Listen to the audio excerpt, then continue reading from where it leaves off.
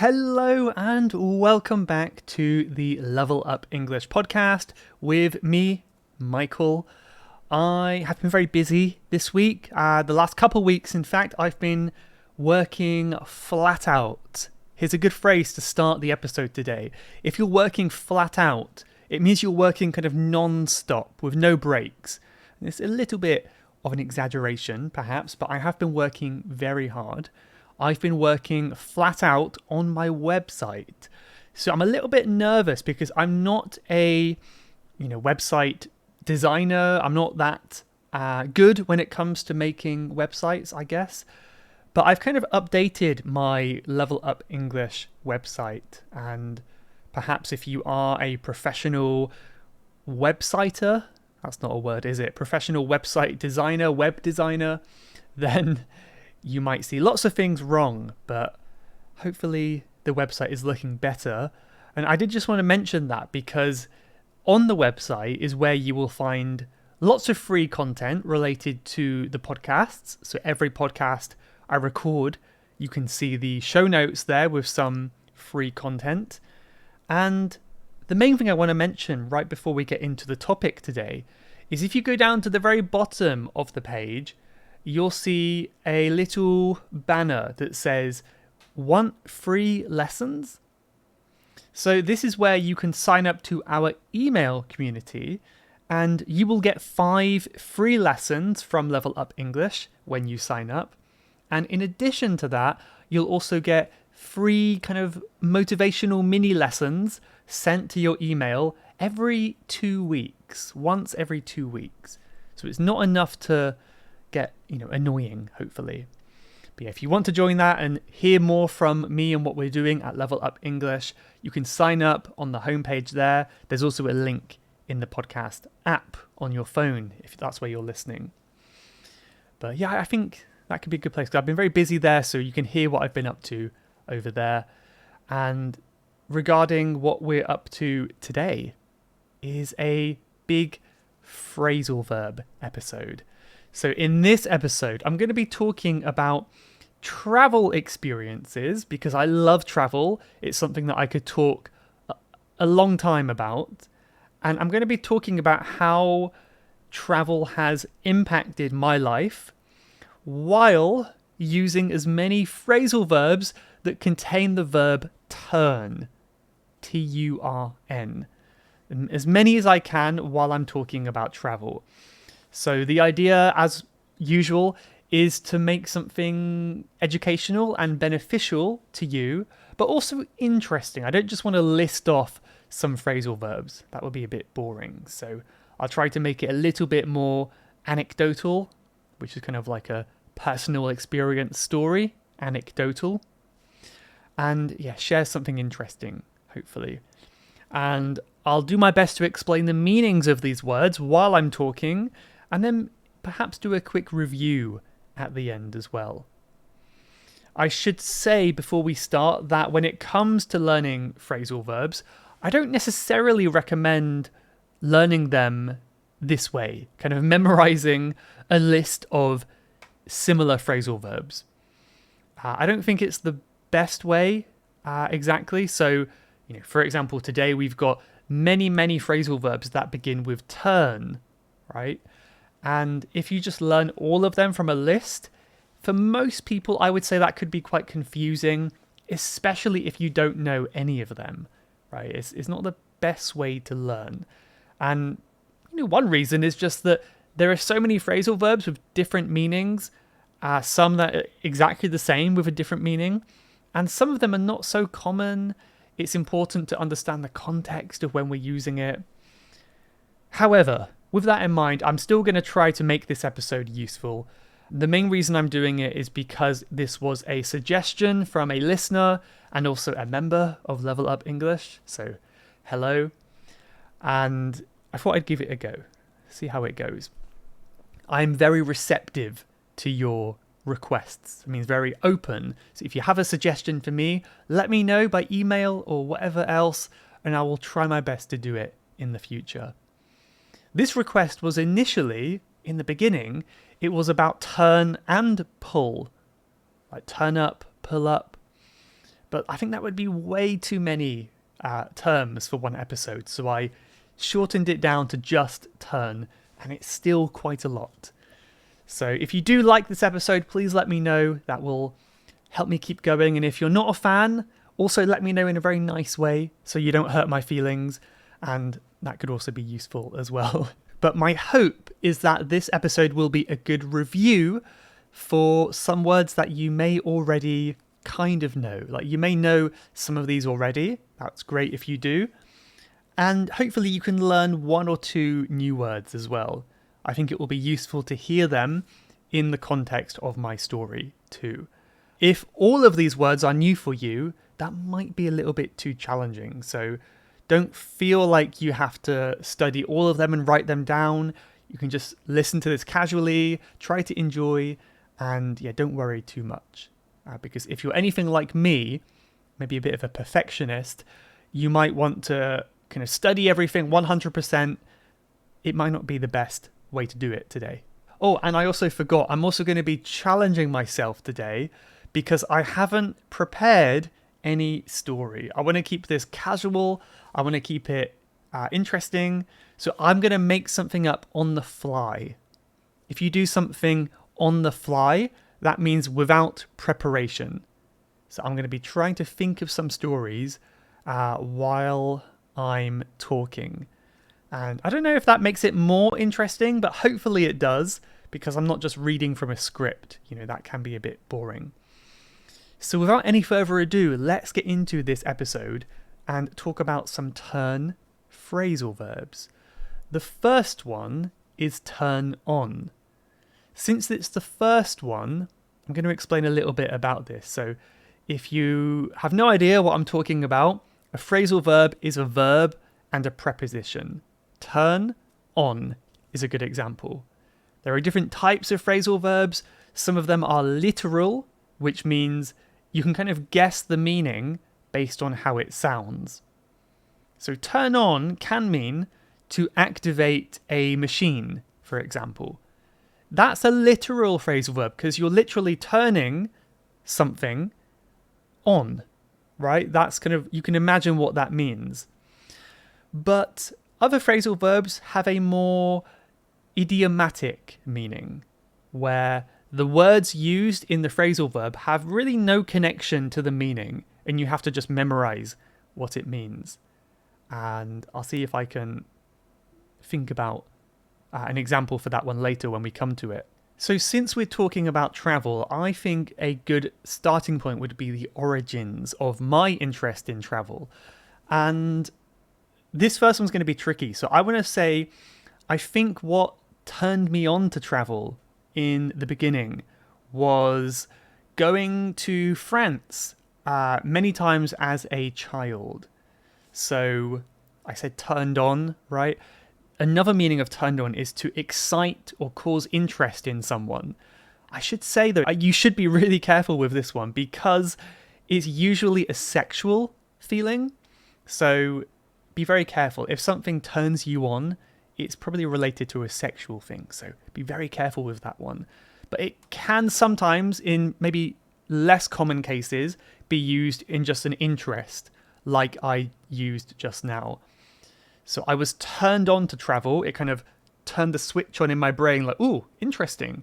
I was turned on to travel when I was a child because we lived on the south coast. I grew up on the south coast of England, and it was very close to a ferry port. So because of that, there seemed to be a period in my childhood where I would go to France every year because, honestly, as far as I remember, taking the ferry across the English Channel to France was cheaper than going most places within my own country. You know, I think it was maybe like, it could be like £40 on the ferry to go to France, just a random guess. And perhaps if you want to go to London, it might be, you know, £70 or something. It's going to be a bit more. So seeing a new country so close to my own was quite exciting at that young age. So I have a lot of good memories going to France as a child. However, one thing I think my parents probably were a little bit annoyed by is that I would never turn off my electronic devices. So I'm not so old, but I'm still old enough to not have had a phone when I was a child. So I was traveling with kind of portable gaming devices. Like one that I remember when I was a young teenager was the Nintendo DS. Did any of you have a Nintendo DS? I played it for a little while. I remember I had a few games on there. I don't remember all of them. One of them, for example, was the old Animal Crossing game I used to play on my DS. And I would play that a lot. And I suppose it was nice. It kept me quiet. It passed the time. But, perhaps it would have been nicer to explore the country more rather than spending all that time on my games. So yeah, I would refuse to turn off my Nintendo DS. Turn off means to shut down, deactivate, or stop, usually an electronic device. Maybe I can jump ahead a few years, many years actually, and talk about the first time I traveled solo. So traveling alone is also called traveling solo travel. I think it's something that everyone should do at least once in their life, even if you feel like you wouldn't enjoy it. I think even learning that you don't like something is still a valuable lesson, right? And I think the chances are you will learn something important about yourself from that trip, because if you're always with other people, you never really have time to learn about yourself, which might sound like a bit of a strange thing to say, but I really believe if you spend some considerable length of time alone, it's surprising how much you learn about your own likes and dislikes. Like, why didn't I know that before? That was the case for me anyway. I always had this desire to travel alone. And when I did my first solo trip, it was when I was 21. My very first country was Japan. So it seems like way too crazy to travel all the way across the world for the first country. I guess I didn't really plan it as well as I should have. Maybe I should have started with France, But anyway, when I was 21, I turned up to Japan. I had a long flight. I turned up at the airport and I felt quite tired and jet lagged, right? Turn up, by the way, means to arrive. So I turned up at the airport. I arrived there and I had never experienced such jet lag before. I was so tired, and the stress and something else, maybe I caught something on the plane, led me to getting sick. So I spent the first few days in Japan feeling quite sick and really fatigued. That means very low energy, and it wasn't good. And in fact, that was the first time in my life I had ever lost weight. I'd never lost weight before that point. I think I lost 5 kilograms in that trip.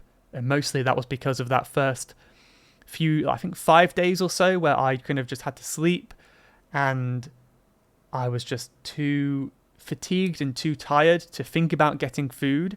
It's quite scary as well to get food in a whole new country. So that was a challenging one. However, I did manage to turn things around. So I turned the trip around. I definitely had a lot of low points in that trip, which I have spoken about a long time ago on the podcast before. But I was able to turn it around, and that means improve something, turn a bad thing into a good thing. Okay, so I turned the trip around and I got better, and I did my best to leave my comfort zone and try as many new things as I could. I did lots of hiking, I explored different towns and cities in Japan, and honestly, thinking back on that time, I'm quite impressed that I managed all of this without really having any plan. I travelled quite far over Honshu, right, the main island of Japan, and I didn't really have any accommodation booked. So it's definitely more kind of casual than I would do it today. I'd like to be a bit more prepared now that I'm a bit older.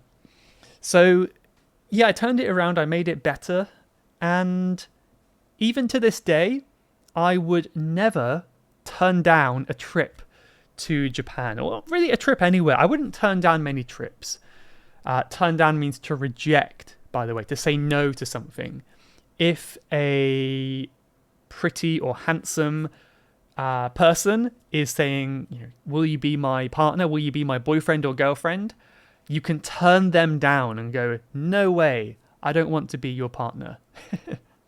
Turn down someone. So yeah, I would never turn down a chance to travel. In fact, when this episode comes out, I will be in Japan, which is why I'm recording a bit early.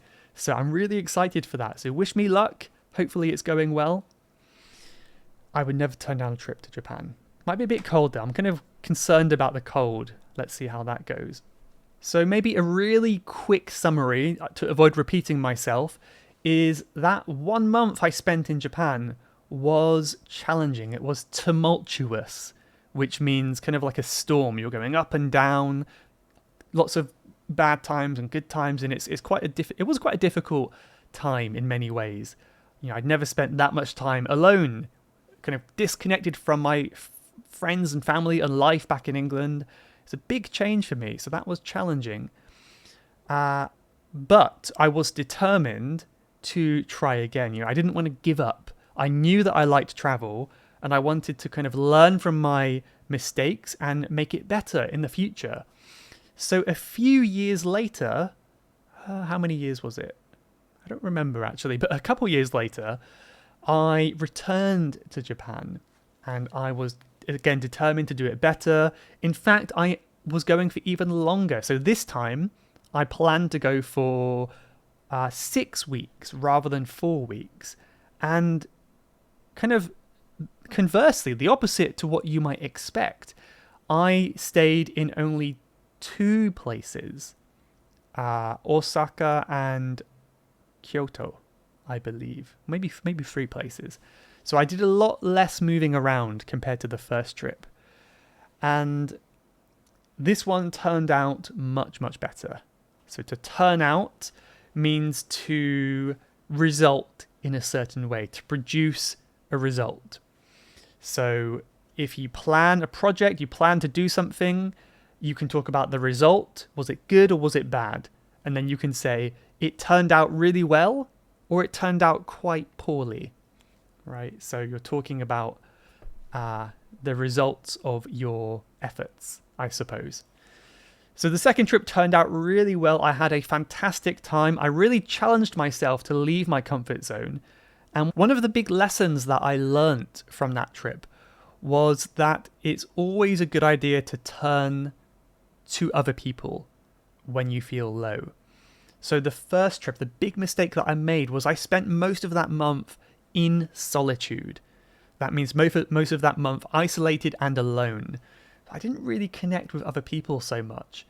And no matter how much of an introvert you are, I think we can agree that some social connection is important to be happy and to feel content, especially when it comes to traveling. Traveling can be quite lonely sometimes.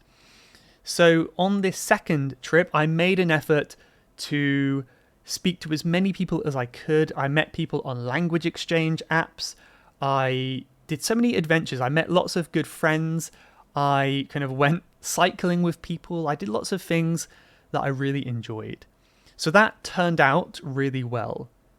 I said before, if you turn to people, turn to someone, it's kind of like you find someone to ask for help, or you consult with someone. If you have a problem in your life, you might need to turn to someone for help. So turn to someone.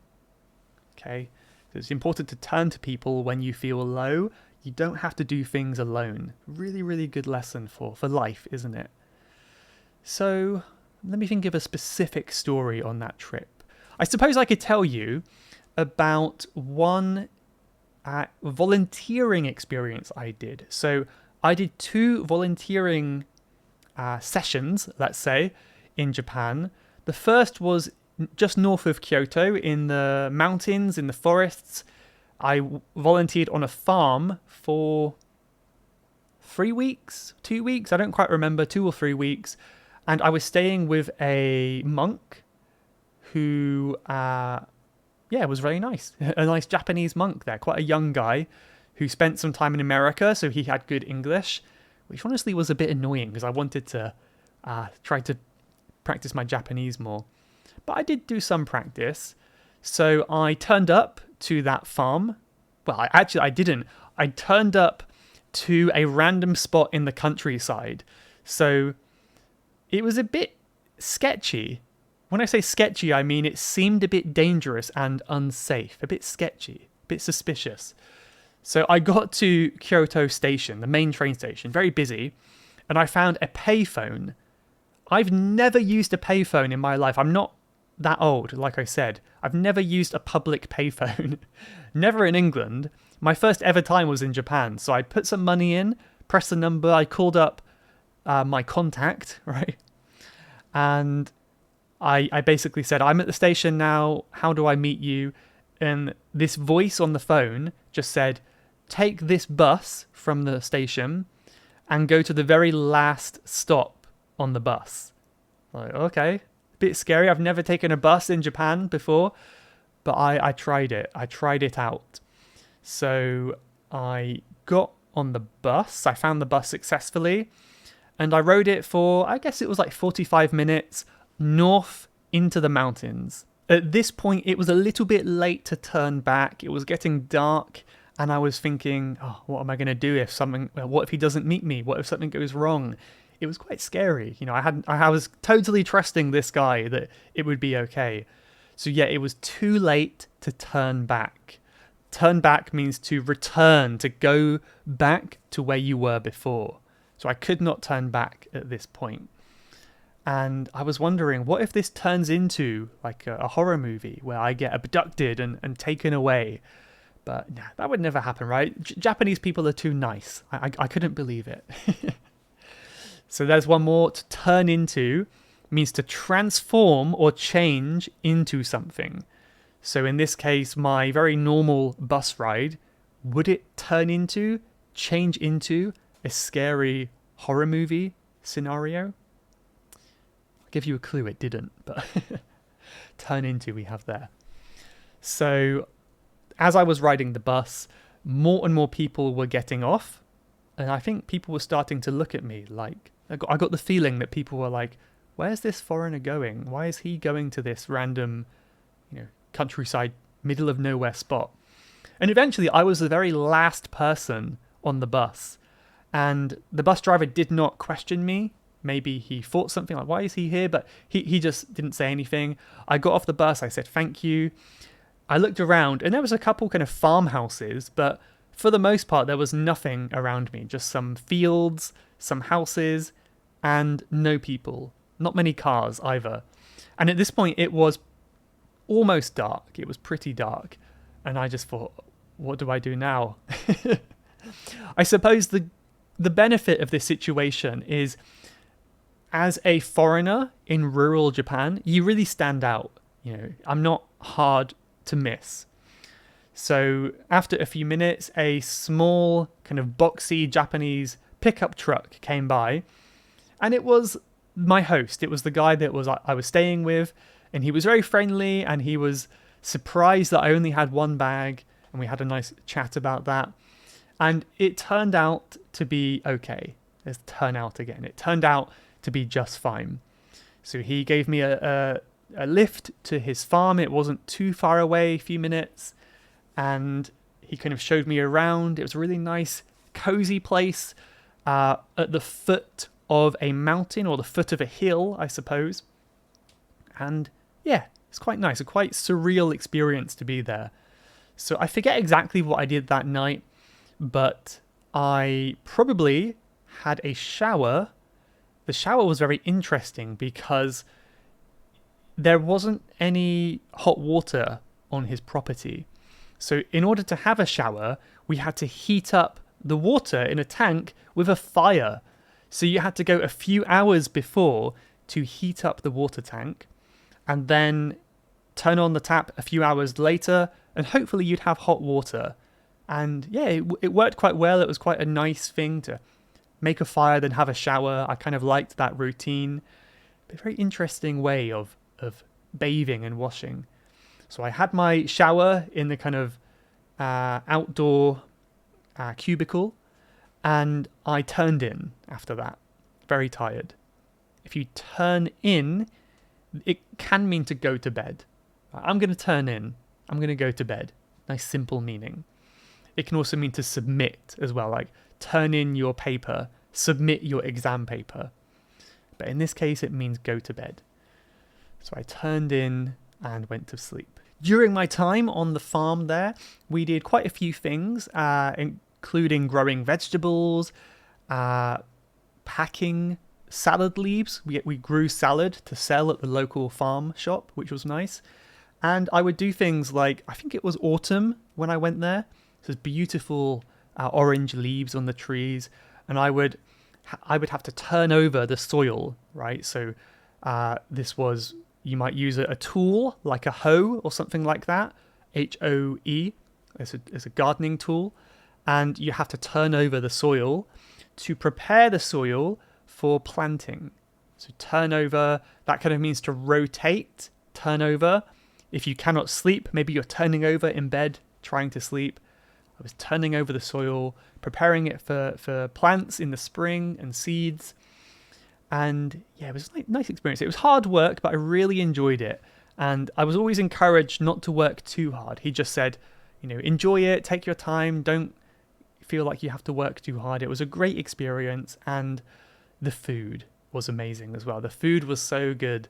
So this monk where I was staying, who I was staying with, he used to be the chef, the cook at the monastery where he used to live as a monk.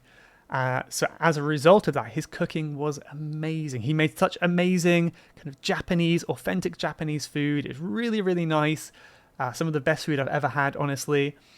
And I think it tastes so much better after you've had a hard day of working in the sun, in the cold weather, but also the sun.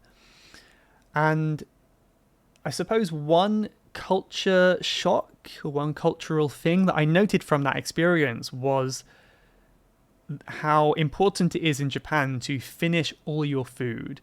I think in England, it's if you leave a little bit of food at the end, it's not a big deal.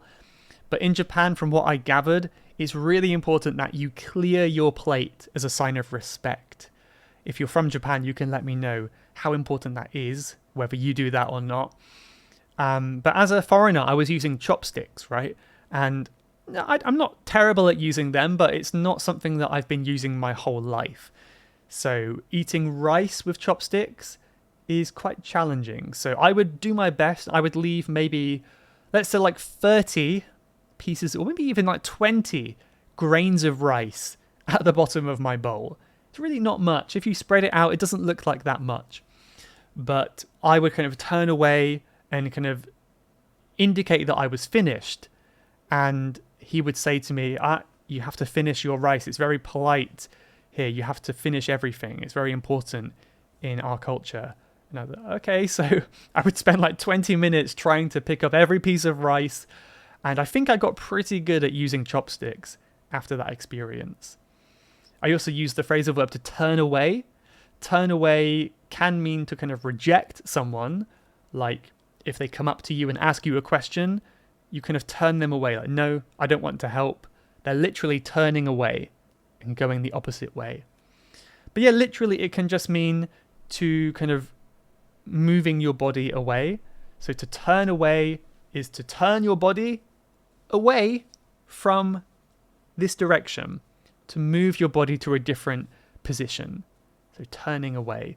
I suppose it's a little bit like turning over, but maybe turning over is this way, kind of horizontal movement. Turning away is more vertically moving your body, maybe when you're standing up. So there's a little bit of a difference there. So yeah, that was an interesting one. But I think I will leave my story there for now. How do you think I did? I did my best to make it interesting and talk about some travel things that came to mind. But I think that travel experience is one that sticks out in my head. It's one that is clear in my head. So I think that was a good one to talk about. I hope you're not fed up with me. If you are fed up with me, feel free to turn down the volume. There's my last one today. I mentioned turn down before, which means to reject someone or something. But also this one can mean to decrease the sound. So if I'm too quiet, turn up the volume. If I'm too loud, turn down the volume. Okay, I think I mentioned about 13 altogether. Whew, that was a challenge. How many did you catch? Let me see if I can do a quick review here. We've got 13. Turn on can mean to activate or start, but it can also mean to be interested in something. Turn on to, we normally say, to develop an interest in something. Turn off means to deactivate or stop. Turn up means to arrive somewhere. Turn down means to reject something. Turn around means to change direction or to improve a situation. Turn out talks about the result of your work, how something is produced. Turn to is to consult a person. Turn back is to go back in the direction you went, to reverse or return. Turn into is to change or transform into something else. Turn in is to go to bed. Turn over is to rotate. Turn away is to reject or move in a different direction. And turn down is also decreasing the volume. That was a lot. My hope, again, is that a lot of these you already knew, or maybe you kind of half knew them, but you weren't super clear. But hopefully hearing them in context solidified that in your mind. If you do want to practice on your own, you're welcome to leave a comment. I love reading your comments. You can find the comment section today on the show notes page at levelupenglish.school/podcast261. Or if you're watching on YouTube, hello, you can just leave a comment down below. That's easy, isn't it? So yeah, thank you for listening up until this point. That was a challenge. I've got an interesting quote today, and also I want to share two things from the audience before we get to that. So one is a review from New Zealand. I've never seen a review from New Zealand before, so thank you for making me rank higher in New Zealand. This is from Camilla 15420, who says, I always listen to your audio on Spotify when I'm working. It's incredible because I can understand you. Your pronunciation is very clear. I like your British accent and the information that you provide. Thank you very much. Fantastic. Really appreciate that, Camilla. I love that review. I also wanted to share a message I got on Instagram. So Instagram is my most active social platform. I probably check it like once a day, once every 2 days. I'm not super active, but I do go there regularly. And I got a message from someone recently. I'll keep them private because I didn't tell them that I was going to say this on the podcast. But they said, I'm so happy that I can tell you I scored 6 in my IELTS exam and 7 in speaking. I was listening to your podcast every single day for 3 hours. It's a few episodes a day. It was very helpful and I learned a lot from you. So thank you very much for your great effort. I wish you all the best. And now this person is going to study for their master's degree thanks to their high IELTS score. And I just got back to them. I sent them a message and I said, well, I really can't take any credit for that. You did the hard work, but I do really appreciate anyone who says the podcast helped in some way. That's always amazing to hear. If nothing else, I hope it motivates you and gets you ready to study English. But yeah, I love to hear those success stories. Well done for this person on passing the IELTS exam, getting the score you needed. And yeah, well done and good luck to all the others of you out there who are studying for any exam. I tried my best to find a turn phrasal verb quote today. So this one is super appropriate because we've got travel and we've got turn in one quote. I don't know who said it, but the quote is this.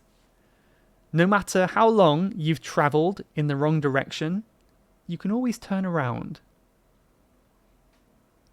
Nice reminder, I think. There's something called what's it called?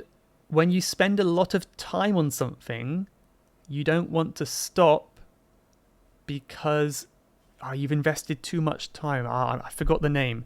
That's what it's called, the sunk cost fallacy. The sunk cost fallacy. So the sunk cost fallacy is when you put so much time into maybe a job, a career, a language you're learning, and because of that time, you are reluctant, you don't want to give up. But it's never too late. If you've gone down the wrong direction in life, it's always possible to take a step back and go down a different direction. So that's why I always have a deep respect for anyone who goes back to university at an older age. It's never too late to turn around. Okay, well, thank you so much for listening. Hope it was enjoyable. Let me know what you think. I'll see you in the next one. Goodbye. You have been listening to the Level Up English podcast. If you would like to leave a question to be answered on a future episode, then please go to levelupenglish.school/podcast. That's levelupenglish.school/podcast. And I'll answer your question on a future episode. Thanks for listening.